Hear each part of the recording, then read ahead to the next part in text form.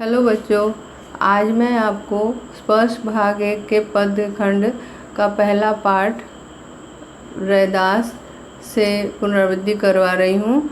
तो पहले आपको पिछला अंश हमने पढ़ाया था, पिछले पद के बारे में आपको बताया था कि जिसमें उन्होंने अपने आराध्य से कहा है कि मुझे आपके नाम की रट लग गई है, अब ये रट नहीं छूट सकती, क्योंकि वे जो है भगवान के साथ अपना जो सानिध्य है वो चाहते हैं कि हर समय मैं भगवान हमारे प्रभु के साथ मैं बना रहूं। और उनके साथ उन्होंने अपनी तरह तरह से उदाहरण दे करके अपनी तुलना की है। पहले उन्होंने कहा है कि आप चंदन है, मैं पानी हूँ। फिर आप बादल है, मैं मोर हूँ। आप जो है आप चंद्रमा है, मैं चकोर हूँ।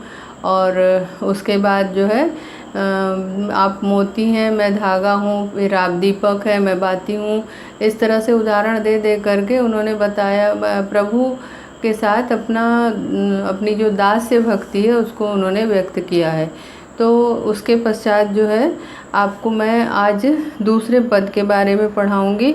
इस पद में उन्होंने कहा है कि हे प्रभु, आप बड़े ही कृपा निधान हैं। आपने बड़े बड़े जो व्यक्ति हुए हैं उन पर आपने कृपा दृष्टि रखी है, और ऐसे लोगों पर अपनी दया, अपनी कृपा दृष्टि रखी है जिन लोगों को समाज में नीचा समझा गया और समाज में जिनको कोई महत्व नहीं दिया गया, उनको आपने ऊंचा स्थान दिया है। और आप बड़े ही दयालु हैं, आप किसी से डरते नहीं हैं, आप जो है बड़े ही कृपा निधान है। इस तरह से करके उन्होंने अपने आराध्य, अपने ईश्वर का परिचय दिया है। तो सबसे पहले जो है मैं पढ़ रही हूँ और उसके बाद उनके शब्दों के अर्थ बताऊंगी, कठिन शब्दों के, और फिर उसका अर्थ बताऊंगी। फिर जैसे पहली पंक्ति है, ऐसी लाल तुझ बिन कौन करे। ऐसी लाल तुझ बिन कौन करे, गरीब निवाजू गुसैया मेरा, माथे छत्र धरे। कह रहे हैं कि ऐसी लाल लाल यहाँ पे ईश्वर को कहा गया है। अपने आराध्य को उन्होंने कहा है कि हे ईश्वर, आपके बिना ऐसा कौन कर सकता है। कौनु करे, कौनु माने कौन, कौनु का अर्थ है कौन। आपके बिना और कौन ऐसा कर सकता है। कौनु यानी कि कौन, कौनु यानी कि कौन कर सकता है। हे ईश्वर, हे भगवान, आपके बिना ऐसा कौन कर सकता है। गरीब निवाजू यहाँ ईश्वर को कहा गया है। आप गरीब निवाज हैं। गरीब निवाज नाम से ईश्वर को पुकारा जाता है। तो कह रहे हैं कि आप गरीब निवाज हैं। और गुसैया माने गोस्वामी यानी स्वामी, मालिक। आप मालिक हैं। आप गरीब निवाज हैं। इन दुखों पर दया करने वाले का तात्पर्य है इसका। गरीब निवाजू यानी दीन दुखियों पर दया करने वाले।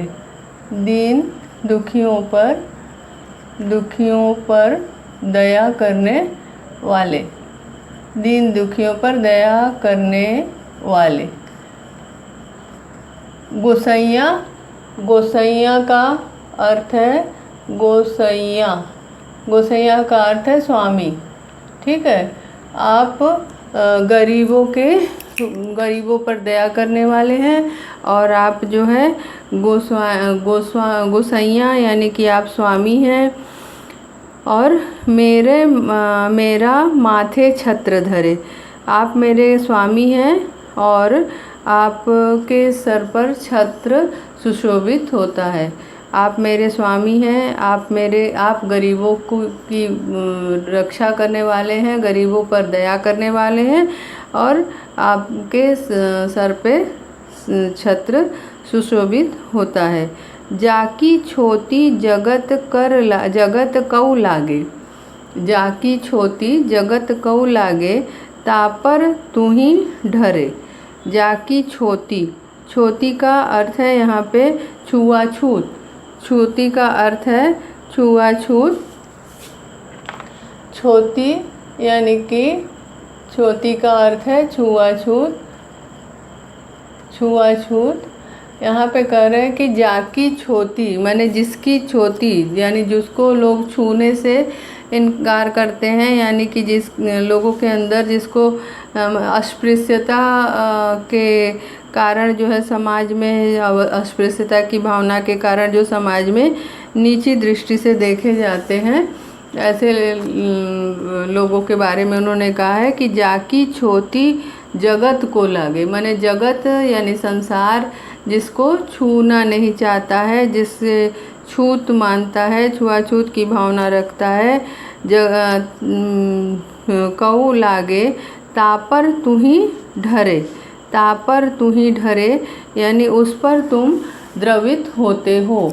ढरे, ढरे का अर्थ है द्रवित होना, ढरे का अर्थ है द्रवित होना, द्रवित होना। तापर तुही ढरे यानी कि उस पर जिसकी छोती, जो जिसको संसार जो है छूता नहीं है, अस्पृश्य दोष से जो पीड़ित है, ऐसे लोगों को भी आप अपनी दया का पात्र बनाते हैं, आप उस पर भी दया दृष्टि रखते हैं, उस पर भी आप द्रवित होते हैं। नीचहु ऊंच करे मेरा गोविंद काहू से न डरे, नीचहु ऊंच करे, नीचहु ऊंच करे यानी कि नीच को भी ऊंची पदवी आप देते हैं। नीचहु, नीचहु यानी नीच, नीचे जो तबके के लोग हैं उनको ऊंच करे, माने ऊंचा करते हैं, ऊंचे पद पे बैठाते हैं, यानी कि उनको ऊंचा, आप नीचे स्थान पे जो लोग हैं जिनका निम्न कोटि में या तो जन्म हुआ है या समाज के कारण की मान्यता के कारण जो निम्न कोटि के माने जाते हैं, उनको भी आप, उनसे भी आप जो है उन पर भी आप दया दृष्टि रखते हैं। अब यहाँ पे बताते हैं कि नीचहु ऊंच करे मेरा गोविंद काहू से न डरे, यानी नीच को भी आप ऊंचा बना सकते हैं। आप मेरे स्वामी हैं और आप मेरे, यहाँ गोविंद भी ईश्वर के लिए कहा गया है। काहू से न डरे माने समाज में वे किसी से डरते नहीं हैं, यानी किसी से डर करके वे जो है अपना लोगों के पर दया करने से कतराते नहीं हैं, यानी कि उनके मन में सभी के प्रति दया की भावना है। फिर यहाँ बता रहे नामदेव कबीर त्रिलोचन सघना सैनु तरे। यहाँ इन कवियों के नाम बताए हैं उन्होंने। ये जो लोग महान हुए हैं, नामदेव नाम के कवि कबीर, कबीरदास के लिए कहा गया, त्रिलोचन जी के लिए कहा गया है, सघना और सैनु सेनापति जी के लिए कहा गया है। तो कह रहे हैं कि सघना एक उच्च कोटि के संत जो नामदेव के नाम के समकालीन थे। सघना जो हैं वह इसी तरह से नामदेव जो है महाराष्ट्र के एक प्रसिद्ध संत कवि हुए हैं। नामदेव जो है वे महाराष्ट्र के एक प्रसिद्ध संत कवि हुए हैं।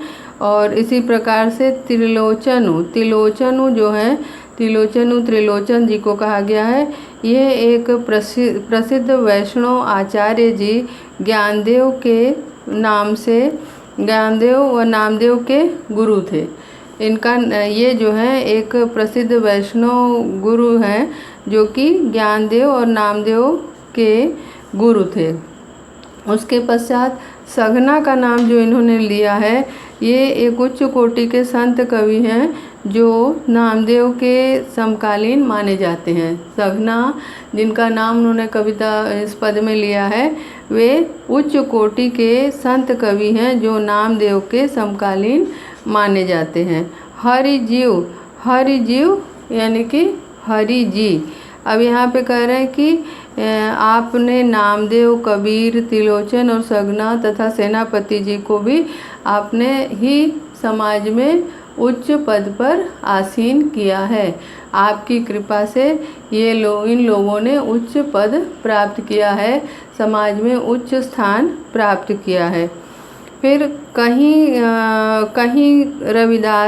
रविदास सुनहु है रे संतहु हरि जीव ते सभे सरे।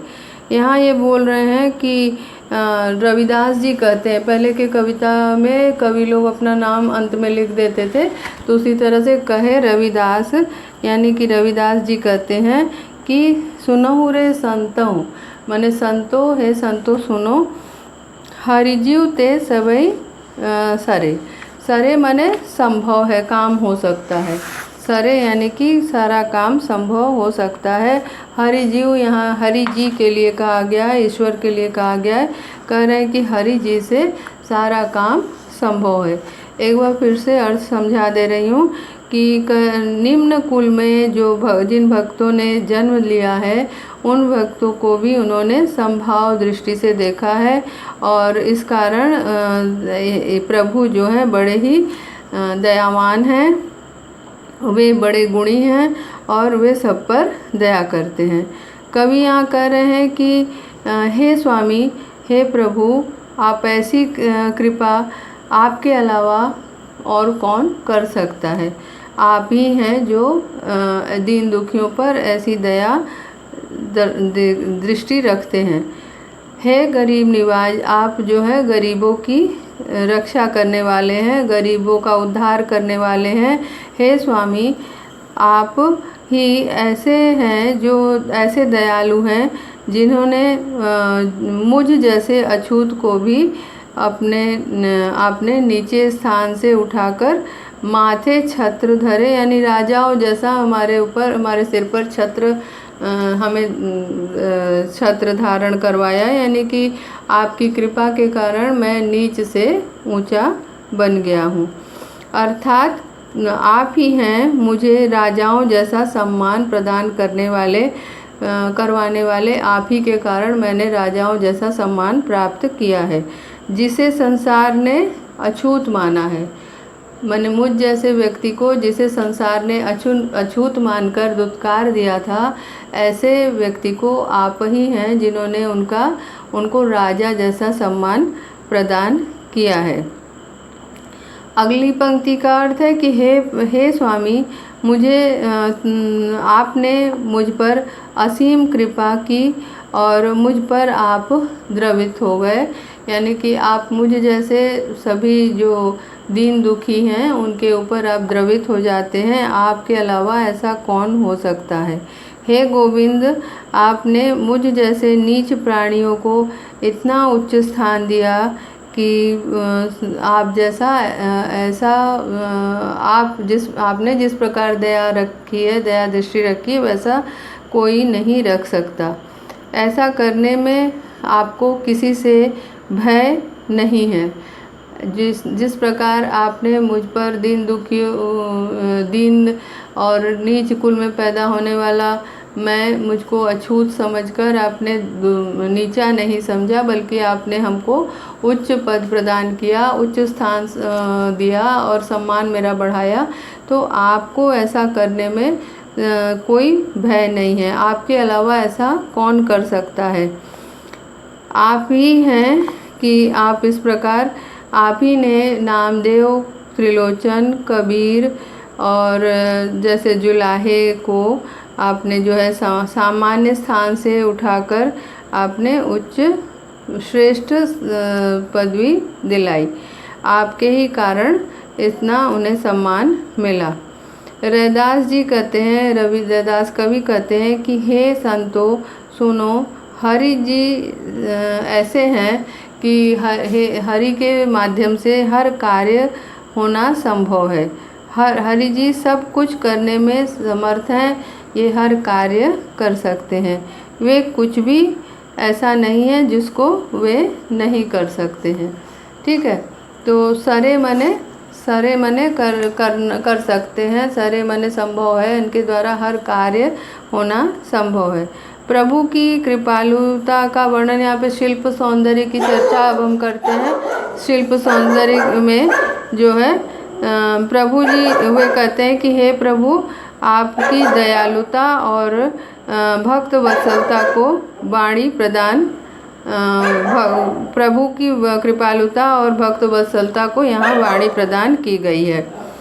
प्रभु दयालु हैं और असहायों पर कृपा करते हैं। ये जो है इस पद की भाषा अवधी है और राजस्थानी मिश्रित भाषा का प्रयोग इसमें किया गया है। राजस्थानी मिश्रित भाषा का प्रयोग किया गया है और साथ ही इसमें इसकी जो भाषा है वह अत्यंत सरल है और रोचक भी है।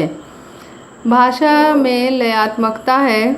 पद की शैली में ये पद लिखी गई है। इसका जो है ये पद बड़ा ही भावात्मक है। संत कवियों के नामों से उल्लेख, जो संत कवियों का नाम उल्लेख किया है वह अत्यंत सराहनीय है। इसमें अनुप्रास अलंकार का भी प्रयोग किया गया है। अनुप्रास अलंकार का देखिए प्रयोग किया गया है। इसमें आपके हर पंक्ति में करे, भरे और डरे जो है ये अनुप्रास का एक भेद है, अंत्यानुप्रास। ठीक है, ये अंत्यानुप्रास है। एक अंत में मैंने वर्ण, अंत का वर्ण यदि एक जैसा हो तो उसे अंत्यानुप्रास कहते हैं। अब देखिए आप यहाँ पे ऐसी लाल कौन करे, आप देखिए कौन करे में लगातार 2 बार क वर्ण की आवृत्ति हुई है, अतः यहाँ पे अनुप्रास अलंकार है। गरीब निवाजू गुसैया मेरा, माथे छत्र धरे, जाकी छोटी जगत को लागे, तापर तुही ढरे, नीचहु ऊंच करे मेरा गोविंद, काहू ते न डरे। नामदेव कबीर तिलोचन सघना, सैनु तो कही रहीदास सुनहु रे संतो, हरिजीव ते सभे सरे। यहाँ देखिए अंतिम पंक्ति में जो है अंतिम जो 2 शब्द है यानी कि सरे और सभे सरे, इसमें भी स वर्ण की आवृत्ति हुई है लगातार 2 बार, तो यहाँ पे भी अनुप्रास अलंकार है। तो इस प्रकार से आपने देखा कि अनुप्रास का सुंदर प्रयोग यहाँ पे किया गया है इस पद में, और इसमें और पहले वाले पद में भी अनुप्रास आदि अलंकार है। पहले पद की भी हमने चर्चा की है।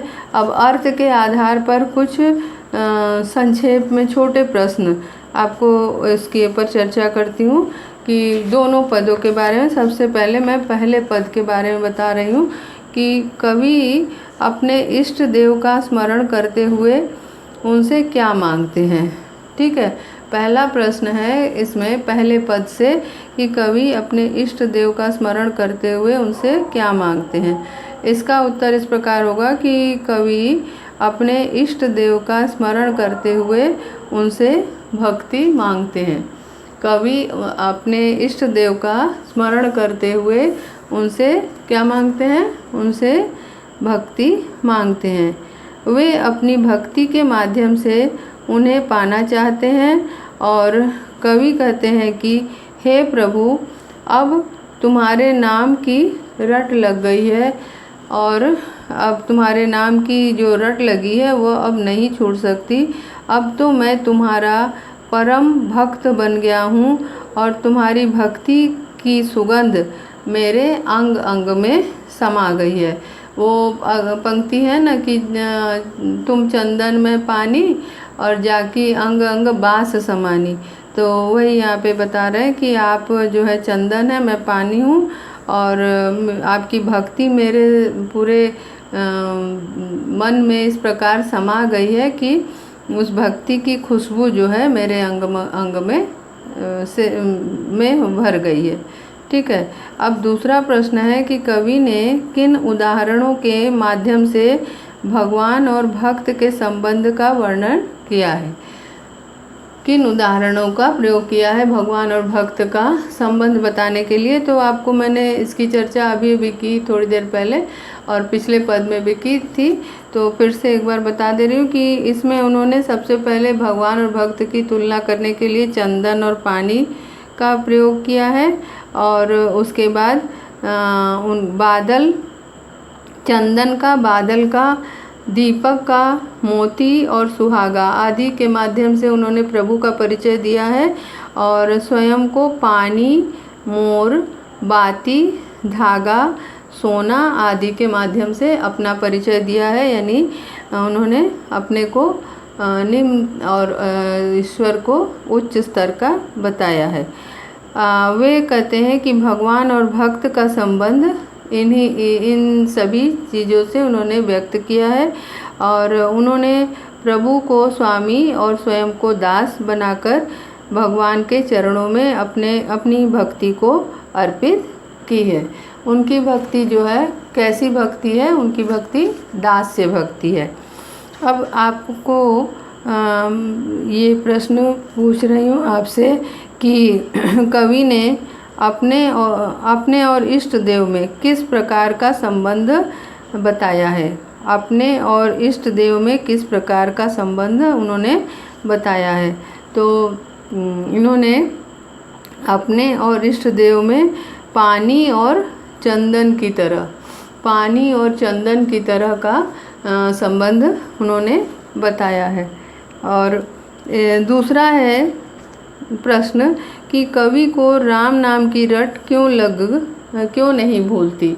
कवि को राम नाम की रट क्यों नहीं भूलती। तो इसका उत्तर है कि प्रभु में वे एकाकार हो गए हैं। प्रभु के साथ उनका संबंध जो है एकाकार हो गया है। मतलब वे प्रभु से प्रभु को अपने अंदर प्रभु के बसा लिया है, अपने हृदय में प्रभु को बसा लिया है। प्रभु के साथ उनका एकाकार हो जाने के कारण उनके मन से अब राम नाम की रट नहीं भूलती है। वे राम नाम को नहीं भूल सकते हैं। अगला प्रश्न है कि कवि की भक्ति में किस भाव की प्रधानता है। कवि की भक्ति में किस भाव की प्रधानता है। अभी अभी हम लोग इसकी चर्चा कर रहे थे कि कवि की भक्ति में दास्य भाव की प्रधानता है। कवि की भक्ति में दास्य भाव की प्रधानता है। अब आपका अगला प्रश्न है कि इस पद में किस मत पर प्रतिपादन किया गया है। किस मत का प्रतिपादन किया गया। जो ये आपने पद पढ़ा उसमें कौन सा किस मत की चर्चा की गई है। मत माने विचार। भगवान के प्रति कौन सा मत है कि एकेश्वरवाद है कि कौन सा वाद है। तो इसमें आपका उत्तर होगा कि भगवान के प्रति यहाँ पे जो भक्ति दिखाई गई है इसमें ये बताया गया है कि एकेश्वरवाद, मतलब कि प्रभु एक है।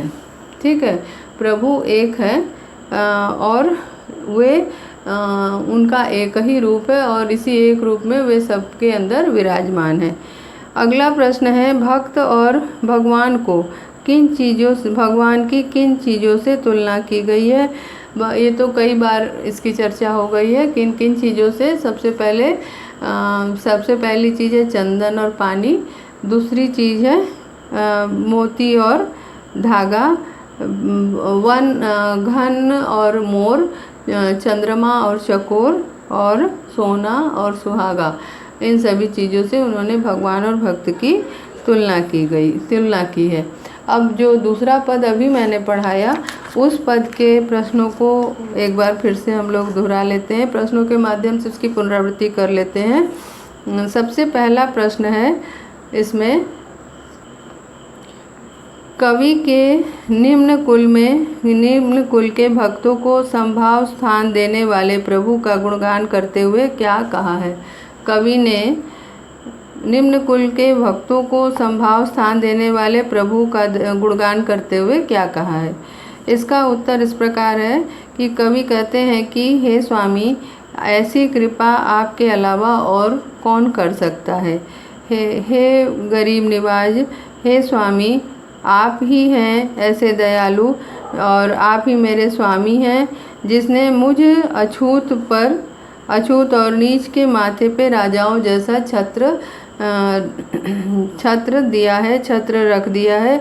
अर्थात आप ही हैं जो मुझे राजाओं जैसा सम्मान आपने प्रदान किया है, जिसे संसार ने अछूत माना और उस पर आपने असीम कृपा दृष्टि बरसाई।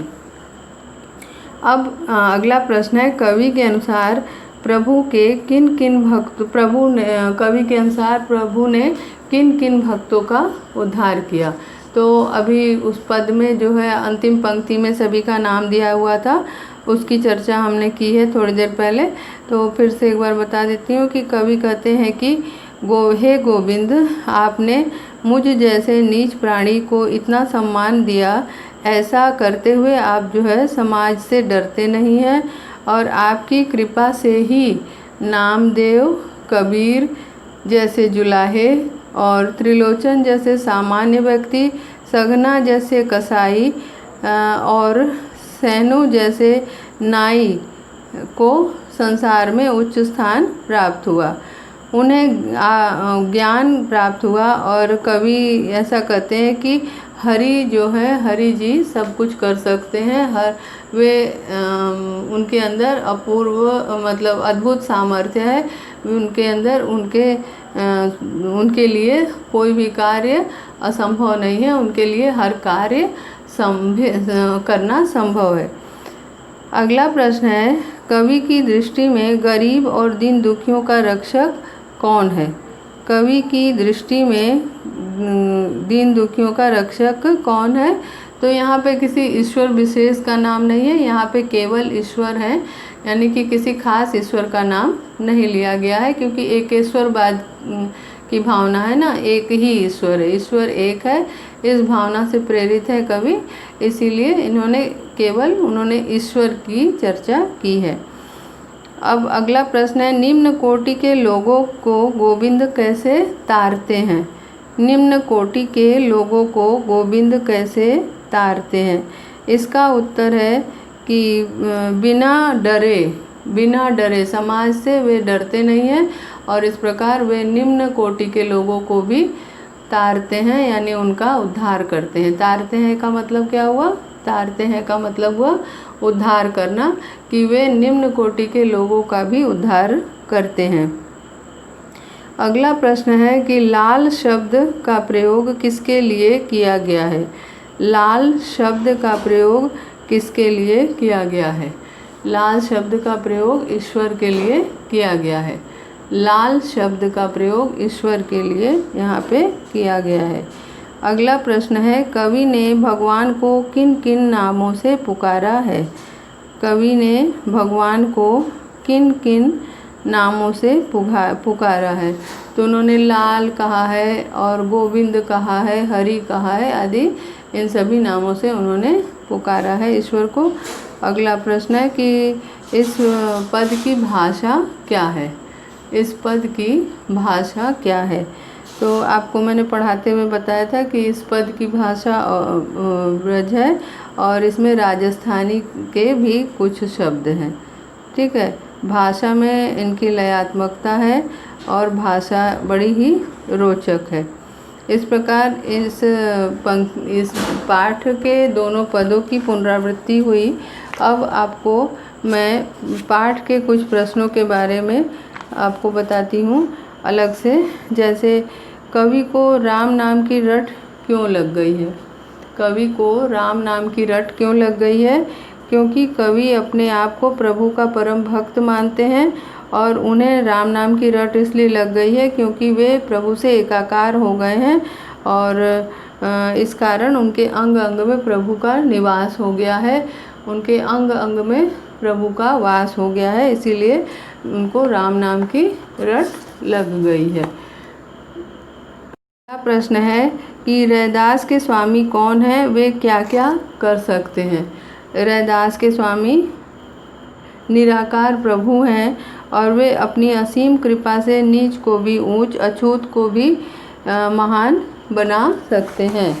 अगला प्रश्न है, रैदास ने स्वयं को पानी और प्रभु को चंदन क्यों कहा है? उन्होंने अपने को पानी और प्रभु को चंदन इसलिए कहा है क्योंकि पानी तो रंग, गंध और स्वाद रहित है और प्रभु रूपी जो चंदन है उसमें मिलकर उसमें रंग और गंध दोनों ही आ जाता है। यदि उनमें कोई गुण है, वे सारे गुण भक्त में आ जाते हैं। इसीलिए उन्होंने ईश्वर के सभी गुणों को प्राप्त करने के लिए खुद को पानी और ईश्वर को उन्होंने चंदन माना है। रैदास की भक्ति दास में दास्य भाव है, ये कैसे सिद्ध होता है? तो रैदास की भक्ति जो है उसमें दास्य भाव है। रैदास की भक्ति के अंतर्गत भक्त स्वयं को लघु और तुच्छ समझता है, अपने को दास और प्रभु को स्वामी समझता है और प्रभु जो को वह दीन दयाल, भक्त वत्सल आदि कहता है। इस प्रकार उनकी भक्ति में दासत्व की झलक आती है। ठीक है, तो इस प्रकार इस पाठ की पुनरावृत्ति हुई। शेष अगली कक्षा में पढ़ेंगे। धन्यवाद।